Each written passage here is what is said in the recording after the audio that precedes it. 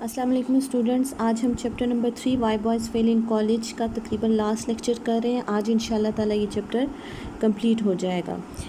بات کر رہے تھے کہ کیا کیا ریزن ہو سکتے ہیں کسی بھی لڑکے کے کالج میں فیل ہونے کی۔ تو اس میں ہم نے ڈسکس کیا according to the writer nervous habits ہو سکتی ہیں، والدین کی جانب سے کوئی مسٹیکن ایمبیشن ہو سکتا ہے۔ اس کے علاوہ کچھ بہت ریسیپٹیو مائنڈ کے ہوتے ہیں، ان کو نہیں پتہ ہوتا کہ کس طریقے سے انہوں نے اپنے کالج میں حقیقی کوشش کرنی ہے، ذہن کا صحیح استعمال کرنا ہے، تو وہ ڈفرینس نہیں کر پاتے اسکول ورک اور کالج ورک کے درمیان۔ پھر یہ بھی پڑھا کہ ہیلتھ اور فزیکل ہیلتھ بڑی میٹر کرتی ہے، فزیکلی بھی اور مینٹلی بھی۔ اور اس کے علاوہ جو ایک چیز ڈسکس کی گئی وہ یہ بھی تھی کہ فائنینشیل پریشر بھی ہوتا ہے۔ اب جو آج ہم پڑھنے جا رہے ہیں اس میں وہ ان بچوں کو ڈسکس کریں گے جو کہ اپنے کالج کی پڑھائی سے اپنی اٹینشن ڈائیورٹ کر لیتے ہیں اور پھر اپنے آپ کو کالج میں جو دوسری سرگرمیاں ہیں، ایکسٹرا کیریکولر ایکٹیویٹیز کہہ لیں یا ارریلیونٹ ایکٹیویٹیز جو ہوتی ہیں، ان میں اپنے آپ کو زیادہ بزی کر لیتے ہیں اور کالج کا کام صحیح طور پہ نہیں کر پاتے اور ناکام ہو جاتے ہیں۔ اسٹارٹ کرتے ہیں۔ There are always a goodly number of undergraduates. Undergraduate طلبہ کی اچھی خاصی تعداد ہمیشہ ہوتی ہے۔ Whose heads are turned. جن کے heads are turned استعمال کیا جاتا ہے غرور کرنا یا ذہن بدل جانا، جن کے ذہن بدل جاتے ہیں and whose judgment is perverted. اور جن کی ججمنٹ یعنی کہ عقل یا شعور وہ perverted، وہ بالکل perverted کا مطلب ہوتا ہے بگڑ جانا یا پتھر پڑ جانا، یعنی کہ عقل پہ جن کے پتھر پڑ جاتے ہیں۔ کیسے؟ By the attractiveness of athletic sports and literary یعنی سو کالڈ ایکٹیویٹیز، وہ اٹریکٹ ہو جاتے ہیں۔ اٹریکٹیونیس دلکشی، سحر، ایتھلیٹک اسپورٹس ورزشی کھیلیں، اینڈ لٹریری ادبی یعنی کہ جتنی بھی ادبی سرگرمیاں ہوتی ہیں، چاہے وہ بیت بازی ہو، چاہے وہ مباحثے ہوں، ڈیبیٹ، اسپیچز، یہ سب کچھ۔ آگے انہوں نے بریکٹ میں لکھا ہے سو کالڈ۔ سو کالڈ کا مطلب ہوتا ہے نام نہاد، بس ایکچوئل نہیں ہوتی، نام نہاد ہوتی ہیں ایکٹیویٹی، سرگرمیاں۔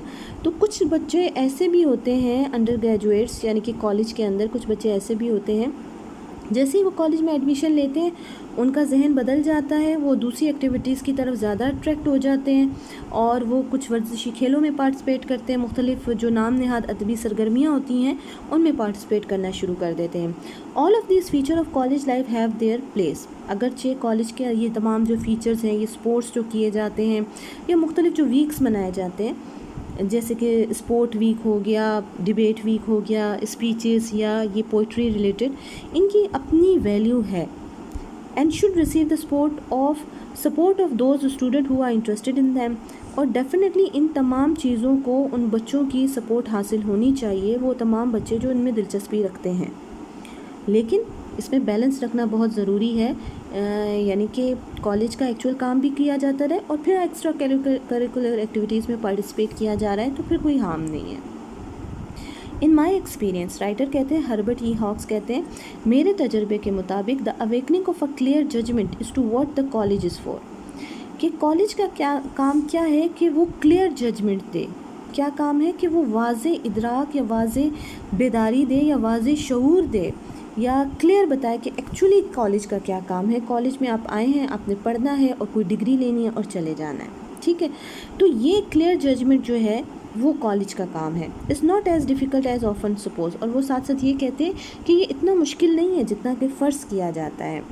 if a boy is too much interested in these side show، اگر کوئی لڑکا واقعی بہت زیادہ دلچسپی رکھتا ہے ان سائڈ شوز میں، سائڈ شوز کسے کہتے ہیں؟ غیر متعلقہ سرگرمیاں، irrelevant ایکٹیویٹیز کو کہا جاتا ہے، جیسے کہ ڈیبیٹ، اسپیچز، اسپورٹس وغیرہ وغیرہ۔ ہی ought to get out of the main tent، تو پھر اس کو چاہیے کہ وہ اپنے مین ٹینٹ سے نکلے، یعنی کہ اپنے اصل مقصد کو چھوڑ دے، یعنی کہ اس پھر پڑھائی کو چھوڑے and become professional، پھر وہ ایک پیشہ ور کھلاڑی بن جائے۔ یہاں پہ وہ ایک سجیشن دے رہے ہیں کہ اگر بچہ بہت زیادہ انٹرسٹڈ ہے کسی بھی اسپورٹ میں تو اس کو چاہیے کہ پھر اس کو پروفیشنلی اس چیز کو لے اور ایک پیشہ ور کھلاڑی بن جائے۔ آگے کہتے ہیں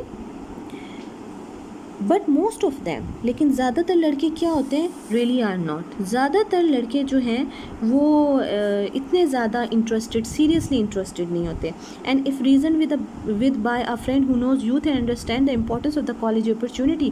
آپ کبھی کسی اپنے فرینڈ سے اگر آپ بات چیت کریں جو جانتا ہے یوتھ کو اور بچوں کی ذہن کو جانتا ہے اور انڈرسٹینڈ بھی کرتا ہے ان کو، اور ساتھ ساتھ وہ کالج کی جو اپرچونیٹی ان کو ملی ہے اس کی اہمیت سے بھی آگاہ ہے، تو وہ پھر کبھی بھی they will not allow them self to be swept off their feet by athletic. تو وہ کبھی بھی ایسا نہیں کریں گے کہ اپنے آپ کو، سویپٹ آف کا مطلب ہوتا ہے،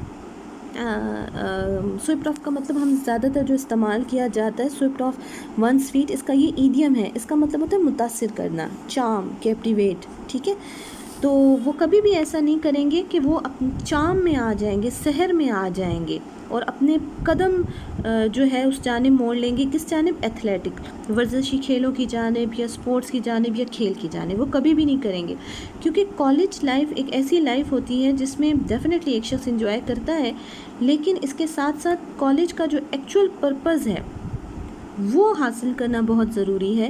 کہ ایکچوئل پرپز کیا ہے؟ پڑھائی. اگر پڑھائی سے منہ موڑ کر کسی اور چیز کی جانب، کسی اور شعبے یا کسی اور کھیل کی جانب اگر اٹینشن کو ڈائیورٹ کر لیا جاتا ہے تو اس سے زیادہ تو پھر خراب بات نہیں ہے. آگے کہتے ہیں، رائٹر کہتے ہیں، I do not think that, میں ایسا نہیں سمجھتا کہ this sort of thing is as serious a reason for failure as do some of the critics of our college who sees things from the outside and at a long range. کہتے ہیں کہ میں سمجھتا ہوں کہ یہ چیز جو ہے، یہ جو ریزن ہے بچوں کے ناکامی کی، کہ اگر یہ دیکھی جائے کہ وہ اٹینشن ڈائیورٹ کر لیتے ہیں کھیلوں کی جانب، تو میں نہیں سمجھتا کہ اس قسم کی چیز ناکامی کی اتنی سنجیدہ وجہ ہے. وہ کہتے ہیں کہ اتنی سیریس، یہ اتنا سیریس ایشو نہیں ہوتا جیسے کہ کالج کے کچھ کرٹکس نکات یہ سمجھتے ہیں، جو کہ چیزوں کو بڑے دور سے دیکھتے ہیں اور پھر کوئی ججمنٹ کرتے ہیں.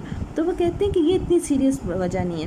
اور یہ بات کسی حد تک اگر دیکھا جائے، ان مائی اوپینین ٹھیک بھی ہے.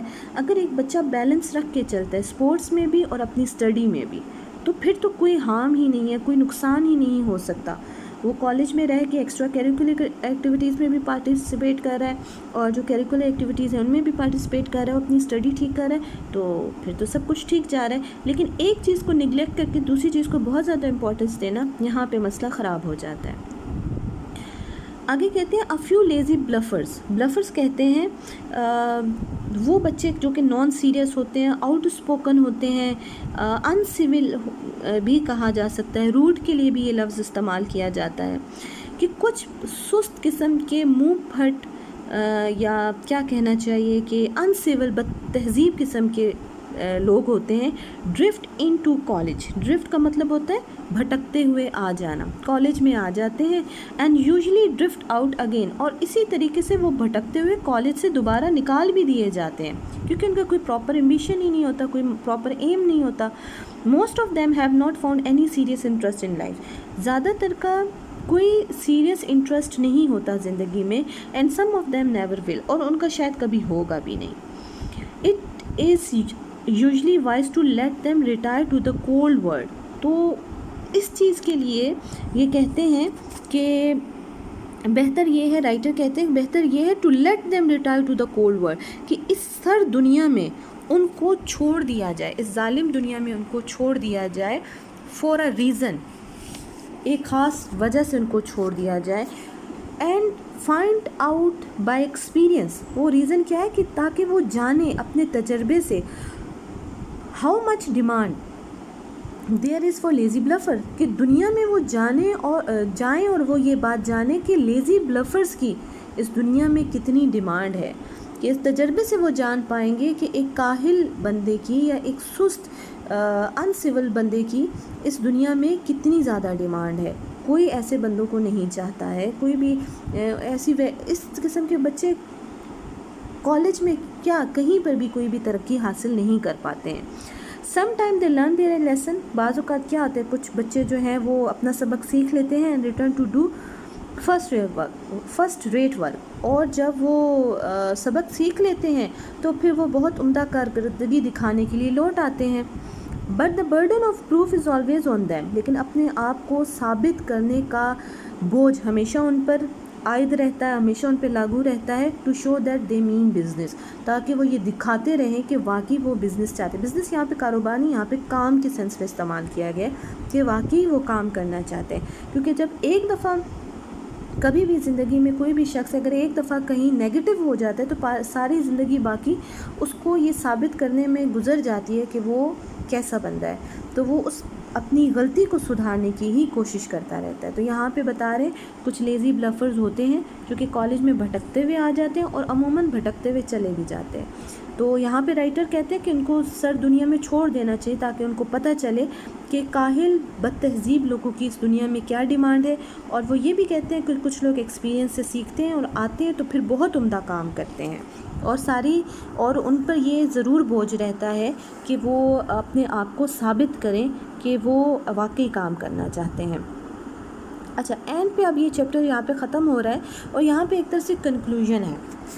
इससे पहले रीज़न्स बताए जा रहे थे बच्चों की क्या क्या कॉजेज़ हो सकते हैं नाकामी के, और फिर कहीं ना कहीं थोड़ा बहुत उन्होंने रेमेडी भी बताई है। कहीं पे उन्होंने बताया कि बच्चों को खुद एफर्ट करनी होती है और कहीं पे उन्होंने बताया कि इसकी क्या रेमेडी की जा सकती है अगर कोई प्रॉब्लम है।